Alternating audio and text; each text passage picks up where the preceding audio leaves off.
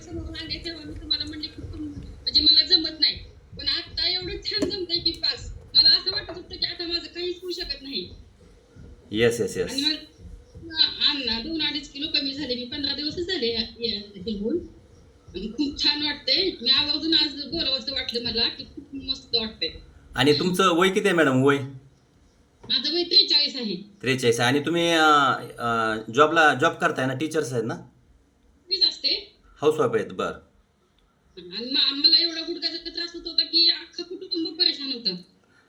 सगळ्यांना त्रास होत होता ना. मी खुश नव्हते. आणि बरोबर. आता सगळे खुश आहेत. Yes yes yes. हॉस्पिटल आणि घरातली जी महिला असते ना, ती जर आजारी पडले तर पूर्ण घरावर काय शोककळा राहते ते सगळ्यांना समजतं. जे जेवण असेल, येस बोला.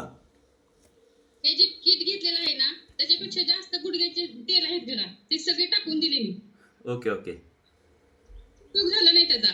पण आता मी ते जॉईंट सपोर्टर का काय ते घ्यायचंय मला. अजून घेतलं नाही. दिलं नाही त्यांनी मला. मी विशाल उबाळे सरांकडून घेतलं हे सगळं.